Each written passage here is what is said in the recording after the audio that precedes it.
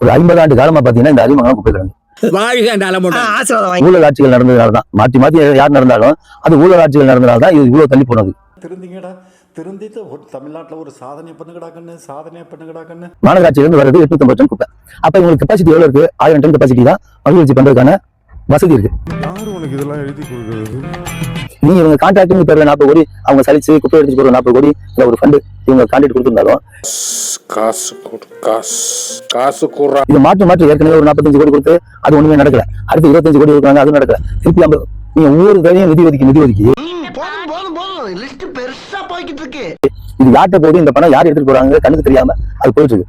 இந்த இடம் தான் தெரியல இடம் மனசை தேத்திக்கங்க பயந்துறாதீங்க. விட்டவழிதாங்க தோகுடியில பாறைக்குழி கிட்டத்தட்ட 1200 அடி 1200 அடி பள்ளம் இருக்கு.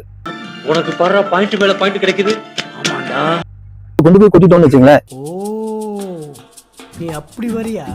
இது யாருக்கும் எந்த பாதிப்பும் வர போறது இல்ல. நீங்க ஒரு வில்லேஜ் விஞ்ஞானி பாஸ். இதை விட சுற்றுச்சூழல் பாதிப்பு எல்லாம் அங்க வராது. புரிஞ்சதா? இங்க எவ்வளவு மோசமா இருக்கு கேட்டுக்க. சுற்றுச்சூழல் ஆர்வலர்களுக்கும் இது மூலியமா சொல்லிக்கிறது என்னன்னு கேட்டீங்கன்னா, இப்ப நான் என்ன உங்கள்ட்ட சொல்றது, மக்கள் நெருக்கடியா வாழக்கூடிய இந்த பகுதி, மக்கள் அதிகம் வாழக்கூடிய இந்த பகுதியில இருக்க சுகாதார கேட விட இதுக்கு இல்லையா சார் ஒரு ரெண்டு மண்ணுக்குள்ள 1000 அடி கீழே போற குப்பைக்கு அங்க எந்த பாதிப்பும் வரப்போறது இல்ல.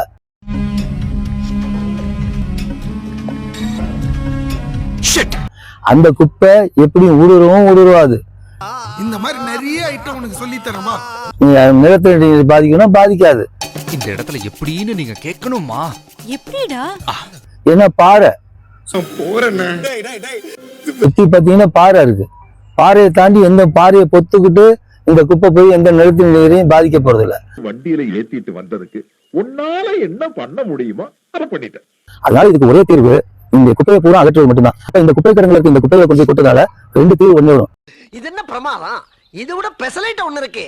கூவுடா. அந்த மனித உயிர்களும் கால்நடைகளும் பாதிக்காம இருக்கும். சார் நீங்க பண்றது ரொம்ப தப்பு சார். ரெண்டாவது பாத்தீங்கன்னா இங்க சுகாதார கேடு இல்லாம இருக்கும், மக்கள் பாதுகாப்பா இருப்பாங்க. சாமத்தியமா தொழில கத்துக்கிட்டு சைன் பண்ணிருக்கீங்க. அதுக்கு மிகப்பெரிய ஒரு தீர்வா இருக்கும். அது எந்த மாற்று கருத்தும் இல்ல.